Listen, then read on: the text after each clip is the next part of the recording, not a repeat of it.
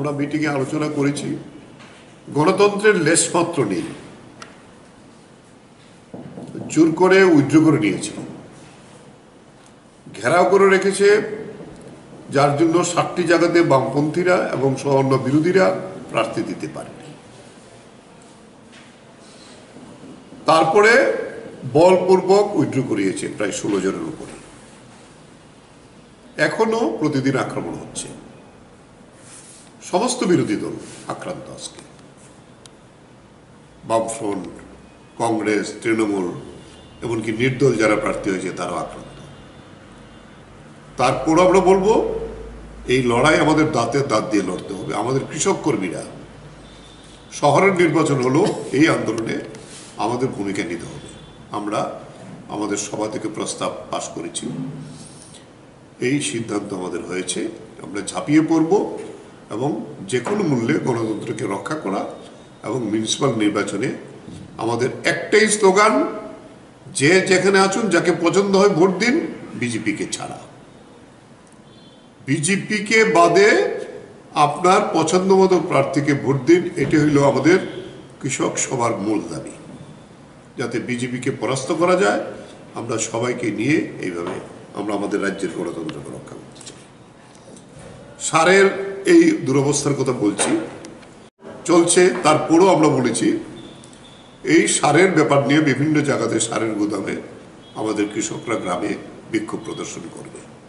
আমরা আপনাদের এরপরেও আমাদের 2টা প্রস্তাব, একটা সারের উপরে আমাদের কেন্দ্রীয় কমিটিও একটা সিদ্ধান্ত নিয়েছেন, আমরাও 2টা লিখিত প্রস্তাবে আপনাদের কাছে তুলে দিচ্ছি। একটা হইল সারের বিষয়ে, আর একটা হইল আমাদের মিউনিসিপ্যালিটির নির্বাচনের ব্যাপারে। আমরা বলবো যে এইভাবেই আপনারা আমাদের এই আন্দোলনকে প্রচার করার জন্য দায়িত্ব দেবেন। এরপরে আমাদের এই সিজনে আমরা বরাবর আমাদের কৃষক সংগঠনের সভ্য সংগ্রহ করি। সেপ্টেম্বর মাস থেকে শুরু করেছিলাম, কিন্তু গোটা সেপ্টেম্বর মাস 6 তারিখ থেকে গোটা রাজ্যে একটা সন্ত্রাসের আবহাওয়া, অফিস ভাঙা, মানুষকে মিছিল করতে না দেওয়া, বাড়িঘরে আক্রমণ করা, দোকান আক্রমণ করা, রাবার বাগান ধ্বংস করে দেওয়া, মাছ ধ্বংস করে দেওয়া। এর মধ্যেও আমরা অভিনন্দন জানিয়েছি আমাদের কৃষক আন্দোলনের কর্মীদের। আমাদের লক্ষ্যমাত্রা রাজ্যে 2 লক্ষ কৃষকের সভ্য সংগ্রহ করব। ইতিমধ্যেই গতকালকের মিটিংয়ে আমাদের 1 লক্ষ সভ্য সংগ্রহ হয়েছে এবং আমরা দেখছি নতুন অংশের মানুষ, কৃষকরা যারা অতীতে আমাদের মেম্বার হয়নি, তারা ডেকে নিয়ে আমাদের এখন মেম্বার করা হচ্ছে। এটা নতুন সম্ভাবনা আমরা দেখছি আমাদের গ্রামের মধ্যে। তাই এই আন্দোলনকে আমরা সংগঠিত করার জন্য আমরা এই সভ্য সংগ্রহ অভিযান নভেম্বর মাসের মধ্যেই আমরা শেষ করব। করে আমরা আমাদের সাংগঠনিক যে কাজ, প্রত্যেক গ্রামে কমিটিগুলিকে আবার পুনর্গঠন করা, গ্রামীণ আন্দোলন যাতে আরও জোরদার করা যায়, দেশের আন্দোলনের সঙ্গে যাতে ত্রিপুরাতেও কৃষকরা আরও জোরদার আন্দোলন করতে পারে, এই সিদ্ধান্তগুলো আমরা আমাদের রাজ্য কমিটির সভা থেকে নিয়েছি। এবং এটাকে আরও সাকসেস করার জন্য এই আন্দোলনকে আমরা ডিসেম্বরের প্রথম দিকে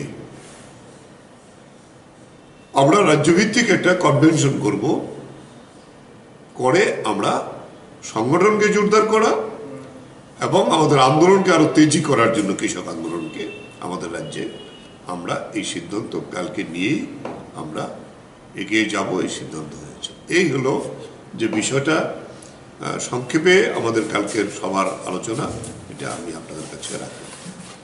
আমরা যেখানে আছি, তো বামফ্রন্ট যেখানে আছে, আমরা বামফ্রন্ট আছি। যে কোনো জায়গাতে আমরা বলছি, তারপরেও যদি যে প্রার্থী পছন্দ হবে তাকে সমর্থন করব, বিজেপিকে হারাতে হবে, এই আমাদের মূল কথা গোটা দেশে। হ্যাঁ, না না, আতাত তো হয়নি, যার যার মতো দাঁড়িয়েছে। সুতরাং এইটা তো খোলা, মানুষ ঠিক করবে।